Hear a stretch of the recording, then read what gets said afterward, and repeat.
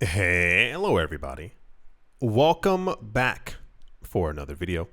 Hope you're all doing absolutely fantastic and that you are all having a great day. And without further ado, let's jump right into it. We have re-entered the phase of weird cryptocurrency news. You will see what I mean. There's a really weird pattern that is once again emerging in the cryptocurrency space as far as like, oh, okay, well, I guess that could have been popular news. 11 years ago today, Block CEO, his name is Jack Dorsey, made what appears to be his first public remarks on Bitcoin, in which he praised the digital money when it was only worth $11 per coin. If you do not know Jack Dorsey, I don't know how you've avoided that news for so long. The former head of Twitter, he is the final boss, Bitcoin maximalist. He believes that by the end of this decade, that is to say by 2029, December 30th, we will all be using Bitcoin. He thinks that Bitcoin is it. Bitcoin is the reason to be on the internet, and thinks that Bitcoin will actually be the currency of the internet, and we will all in some sort of way be using the Bitcoin blockchain. Made at a University of Michigan visit in 2012, the endorsement was little noticed at the time, hardly making headlines beyond the Bitcoin Talk forum. The transcript of the visit was unearthed by someone called a Bitcoin historian, Pete Rizzo, on Twitter.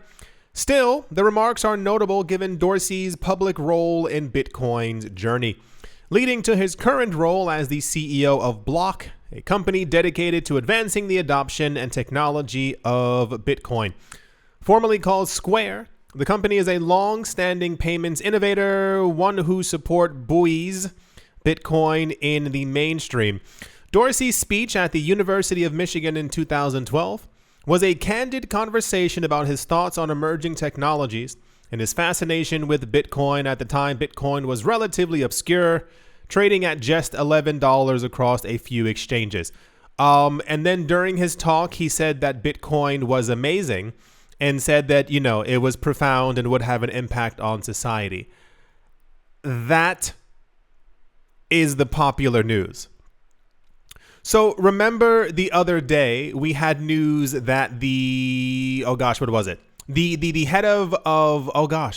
Coinbase, the head of Coinbase, Brian Armstrong, said that Bitcoin was the most important currency on the planet and was awesome, and how that one had like 17 articles as well. For some reason, the cryptocurrency news space finds it fascinating when people who are major investors in these coins who got them.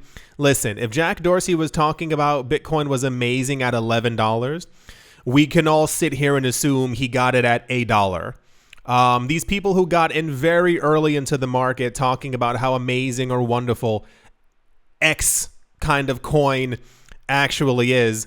So I could not tell you why the news that the biggest Bitcoin maximalist on the planet gave a speech 11 years ago stating that Bitcoin was amazing made headlines today.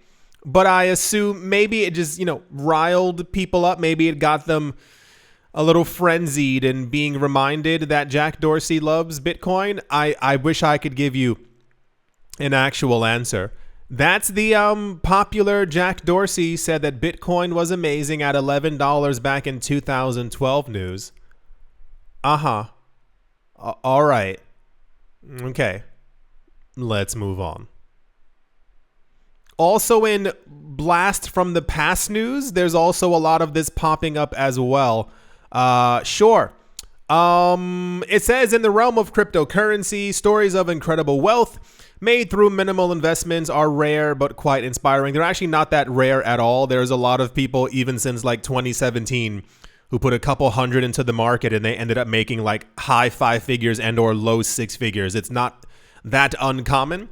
It's just I think that those news stories tend to not make it into the news as much anymore because we are constantly bombarded. First of all, the world is crazier than it's ever been. We're also bombarded with other news stories as far as like regulatory approval and all these other things within the crypto space. But news of like people not putting in a lot and making a lot of money, that's kind of like one of the mantras of crypto. That's why there's so many people who are in the market. Years ago, years and years and years ago, I remember hearing this story when this like first happened. Apparently it's back in the news. There was a guy named Christopher Koch, that is Koch, a Norwegian individual who in 2009 decided to put a modest sum of $26 into Bitcoin. At the time, it says, little did he imagine that this seemingly inconsequential choice would go on to redefine his entire life, ultimately accumulating into a substantial fortune. This is an old story that for some reason was hatched, refound again. I know the reason why, and it's because it's similar to the, what do you call it? To the Bitcoin pizza kind of story. The guy who had 10,000, I would be angry, who had 10,000 Bitcoin and bought like 2 pizza pies for it. I think I'd never honestly be able to forgive myself. I'm sorry for like the for the weird segue. I can't imagine even the idea. That would make me very, very angry. I can't be like, well, I was part of history. No, like I want that history back. Like give me my hundreds of millions of dollars. While working on his master thesis at the age of 25, Christopher stumbled upon the concept of Bitcoin, etc., etc. He decided to put $26 into Bitcoin and got 5,000 Bitcoin for it. 5,000 Bitcoin. However, he forgot about it, wasn't really paying attention to it. It wasn't until 4 years later in 2013 where he saw on the news that something had happened to Bitcoin's price. He decided to check and found out that the money that he put into it, the $26, had turned into 886,000 US dollars. Now, this is one of the first times that I remember getting actual positive news about Bitcoin. We went over that before. When I first started hearing about Bitcoin, all the news was negative. This was one of the very first times that it was like apparent that something might have been here. And I remember standing on the sidelines looking at it like, well, let's see what happens to it over the next couple of years. It might go down to zero, what have you. The news is, once again, apparently there was a podcast or something recently with this guy. It's like how they also try and have interviews with the pizza guy every single year. I would like, please stop calling my phone. Like, I don't want to hear from you. Like, I know I lost a lot of money. This guy made it into the news because in his story, which I don't think they don't go too deep into here, the $886,000 that he like refound, he ended up buying an apartment. What a lot of the news stories don't tell you, from what I can remember, is that apparently his girlfriend at the time, apparently she didn't call him a loser, but she was like, what are you doing with your life? Like, what do you think is going to happen? Like, you have to do something more than what you're currently doing. I think she broke up with him, and then he bought an apartment with the money that he had made. And then I believe part of the news was she tried to get back with him, realizing that he had a fortune. He still, I believe, has a portion of that Bitcoin left. The news is, once again, that apparently the original $26 that he put into Bitcoin all those years ago is now would be worth $131 million. Right. That's the kicker. Is you sitting there and realizing like we all need a time machine or something of the sort. He said, in the most fantastical scenarios, I could not have fathomed that their value would escalate to such heights. He said this in an interview with NKR. I assume that's a local news publication or something like that in Norway. Yes, this made the news all over again. I assume, but these these news stories tend to resurface every couple of years within the cryptocurrency space simply because of prices moving up, or where would you have been if you had bought at those prices, or well, listen, we're going to get this same exact news story when this guy's in his 40s and 50s and they're talking about it would be worth, that's insane to think about. It would now be worth 131 million. If Bitcoin is roughly around 25,000, oh, I would hate myself. Woo! If Bitcoin is roughly at 25,000 and Bitcoin goes to $250,000, that's a 10x. That means his $26 would have been worth over $1 billion US. I would be angry. Like, I would be fuming, absolutely fuming. He still allegedly still has some of the Bitcoin left, but it's more of a, I kind of wish I had all of it at that point. Yeah, here's the original news publication from 2015. I managed to find it all over again. Or rather, it was edited back in 2015. Yeah, popular news all over again. Same. My gosh, I would have been a little bit angry. $26 into 131 million. Even the idea of like making a million, like one single million, is like, whoa, that's a lot of gosh darn money. But 131 million is like, excuse the term here. This is what, for those of you who aren't native English speakers, this is what we call the letter F and the letter U money. That is like, you can't tell me Jack Diddley squat because I can do whatever I want all the time kind of money. Anyway, that's the guy found a lot of money, and I would assume he probably still has at least half of that. Uh-huh. Alrighty. Let's move on. Also in popular news, Binance has announced in late August that they would be moving to end support for their Binance US dollar stablecoin. The move allegedly comes amid the stablecoin's run-in with regulators, leading to a halt in its production. And now the exchange has started moving to begin the end of support for their stablecoin altogether. We got news about this a couple of weeks ago. I don't know what the actual reason for this is. People keep saying that it has to do with regulatory this or because of the government that. I wonder what it actually is. I believe they were working with Pax to be able to create this coin. We've seen a really weird shift in the amount of companies who've kind of lightly swayed away from stable coins. We see that Tether is like dominant, regardless of the negative news that keeps trying to get into the cryptocurrency news space, usually just from two major news publications, which tell me that they're definitely in cahoots with someone trying to make sure that another company can make their own stablecoin. We've seen Binance start to support Tether more. And also, what's the other one? It's not True USD. There's another coin that they're also putting their weight behind. And this is for those of you who missed it as well. We also recently heard that, what are they called?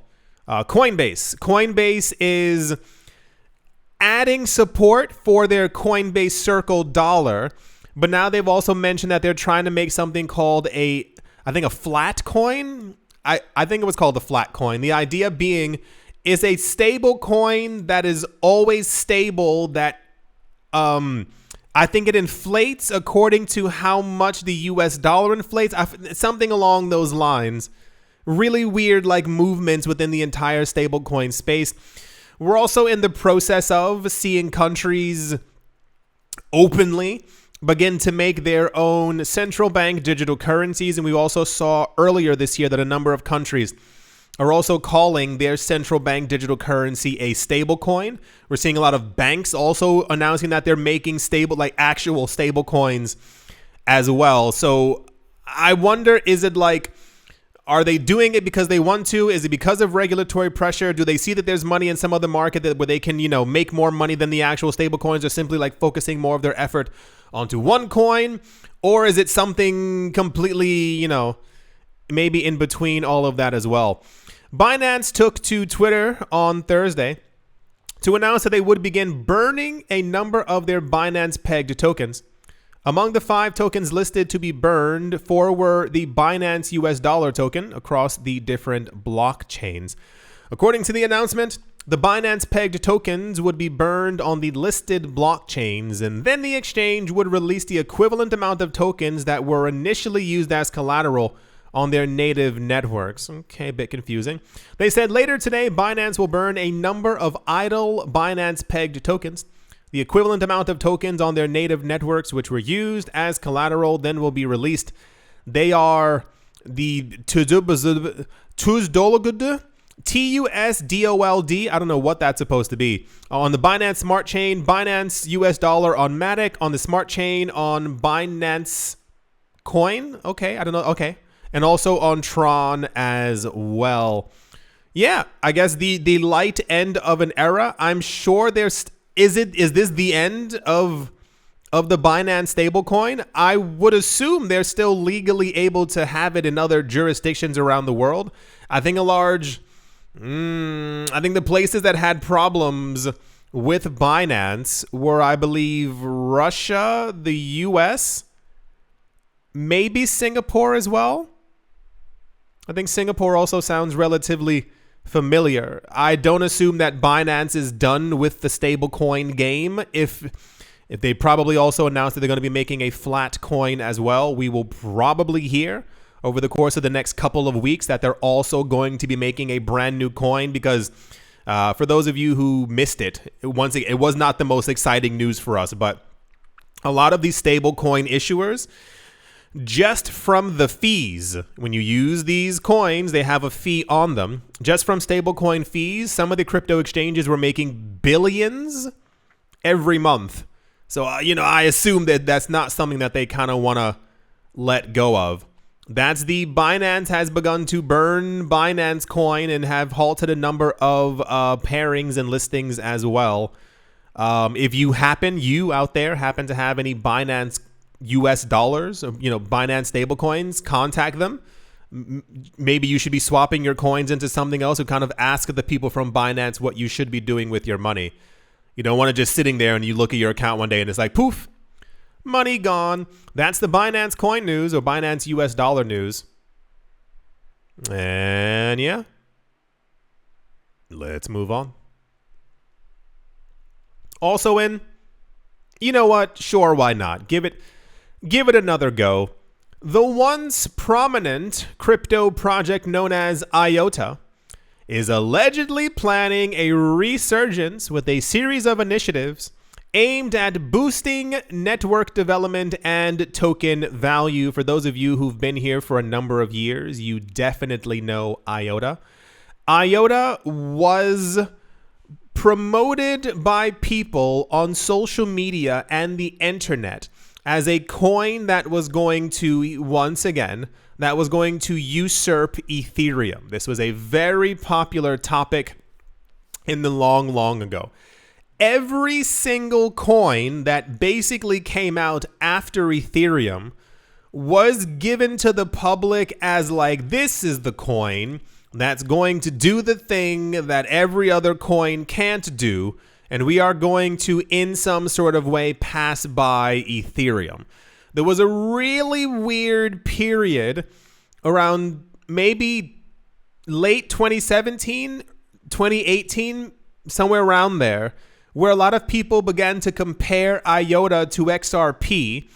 And that was because I believe that IOTA also has like billions of coins, not comparative to the 100 million or so that Ethereum currently has. IOTA was pushed as something that went above and beyond blockchains because they claimed to not have a blockchain. They said that they had something called a tangle. You can Google it, you can look it up if the image fascinates you. Like when we were kids and when I was a kid, and you would take like string or like, I can't explain it. Like fabric, like the long string that comes around, you wrap it around your hands, and like you would slip your middle finger through one part, the other middle finger through another, and you would kind of like extend your hands out, and like it would look like a web. That's kind of what they said that the tangle was. It was basically not one long chain where transactions kind of knocked behind each other. It was an interoperable system with thousands of connections, and therefore the more people that joined the network, the more connections there would be. Part of the issue began to arise so I have a very big saying that I truly believe in: if you can do it, do it. Years ago, I was a relative maximalist for a number of coins because, it happens. When you get into the space, you find something that talks to you, you kind of latch onto it. But when I noticed that a lot of projects were maybe lying or didn't do what they said they were going to do, EOS, I began to simply sit back and say, if you can do it, do it. So a lot of developers began to announce, back when IOTA really became popular, a lot of developers began to look through these coins, their metrics, their blockchains, their tangles, and began to say if these coins were actually good and if they worked. A huge part of the reason why I don't like Tron, why I don't care for Solana, why me and IOTA never really became friends, is because a lot of trusted developers within the space and also externally began to look at a lot of these projects, and they were like, that it can't work. Like, we've gone through the numbers, we've looked at the code, this thing will not actually make it. And IOTA was one of the coins that many high-end developers came forward and they were like, the idea sounds nice, but it doesn't really work. That's when I began to push a lot of the projects away and also began to simply say, cool, if you can do it, do it. I still have this entire mantra with me. If there's any coin that claims to be anything and you can surpass Ethereum, you can become the number one coin, sure. Do it. Show everyone, show the world that you are capable of actually doing so. IOTA made it back into the news around 2019, 2020. IOTA, I think, is a German company, or like a German group of people made this coin. And they began to partner with Jaguar Land Rover. And they also partnered with, I think it was Bosch, the people who make washing machines and escalators and something else like that, from what I can remember in the news. And I heard someone chuckle. The idea is the IoT in IOTA stands for Internet of Things. You might remember a long time ago, before we even got the words Web3, IoT was kind of the thing that everyone was trying to promote. If you've ever looked at one of those, like they have those yearly conventions where people show off like the latest technology, like the robots that can't walk and all this other stuff. Part of the idea back then, at least in 2018, was that by now, everything would be IoT. So your phone would be connected to your washing machine, which would be connected to your refrigerator, which would be connected to your car. It sounds weird. It is. The idea was, let's say you're driving home and you have like an automatic wash machine that's on, it's doing like a wash cycle, then the dryer cycle is going to come after it. It's noticed that any automatic pellets or caplets in the future you may have put inside of it are running low. So it basically begins to check the other devices around your house to see if they're also running low on stuff. It basically asks the refrigerator, do you need something inside of it? The fridge begins to scan and sees that the milk is running low, and a bunch of other things also aren't, up to capacity like they should be. Maybe there's only one egg left, where previously you had scheduled, I always want to have around 12 eggs. So these two devices begin to talk to each other, and then they send you the information while you're driving in your driverless car, which we were supposed to have had back in 2017 to 2020. And they would basically ask you, do you want to buy these things? Bringing it on back, the currency that was supposed to be used for the Internet of Things was IOTA. Right. I had to give you the entire rundown to let you understand that this isn't some random news story. This coin was gigantic. They had a huge amount of partnerships, which I guess kind of fizzled away. The coin disappeared into relative obscurity after a number of developers kept on saying that the tangle simply could not work. They had a bunch of partnerships and then nothing. We heard nothing from IOTA for at least the last 3 or so years. After losing market share to newer blockchains following a hype-fueled rally back in 2017, IOTA is apparently set to release an upgraded network, what they're calling IOTA 2.0. which will introduce the same exact thing as every other blockchains. They're going to be smart contracts, Layer 2 blockchains, and decentralized finance applications onto their network. This is a very common thing. This is not anything out of the blue. We hear this all the time. I mentioned this before. I think a lot of times, a lot of blockchains are really actually looking for real innovation in some sort of way, because they're basically just mimicking each other. Years ago, a lot of these chains, these projects claimed to be entirely different than each other. They're basically all the exact same thing with different names. I know that's very difficult for a lot of people to actually digest. A lot of people desperately want to believe that their coin, their chain is different. They're all running on blockchain technology. They can all be forked into something else. They all run on the exact same technology. They all have smart contracts. They all have side chains, federated side chains, layer 2 solutions, and they're all integrating DeFi. They're all basically the same thing, except that humans are very tribal. You found a coin years ago that really spoke to you, and these are the coins that you now stick with. So all the things that the other chains now have and are quite commonplace. It's very weird to think of a chain not having smart contract functionality. I think it would be very weird if they simply didn't have that. I forgot what the transaction speed was on IOTA, but this is why you end up adding layer 2 blockchains and side chains. So you end up getting stuff like Polygon, like Avalanche, like all these other things. So you can say, well, my coin may only do 4 transactions per second, but our side chains do a heck of a lot more. One of the key improvements involved in the introduction of the new ecosystem is its funded, new ecosystem fund backed by the release of new IOTA tokens. Yeah, so you know how like Bitcoin has Satoshis? IOTA has MyOTA, and MyOTA are the smallest amount of IOTA, if I can remember. Additionally, a new hard fork called Stardust, which is scheduled for the 4th of October, will lay the technical foundation for IOTA 2.0, expected to go live in Q4 of this year, the report has said. Sure. So it looks like a lot of what they're going to be doing is basically just mimicking a lot of the other coins. I don't know if this coin is going to actually have a comeback. It was popular. The popularity fell very quickly for those of you who missed it years ago, there's a reason why Bitcoin, XRP, and Ethereum are always in the news. Like I know some people are not going to be happy. They're kind of like the 3 king coins within the space. Regardless of XRP's placement and prices right now, there's a reason why everyone lost their mind over the Ripple versus SEC lawsuit. Why everyone's talking about Bitcoin and Ethereum futures and ETFs and things like that. I think a lot of other coins will probably try to resurface as we are clearly entering the next stage of the cycle and the bull run. And IOTA looks like they're trying to do that as well.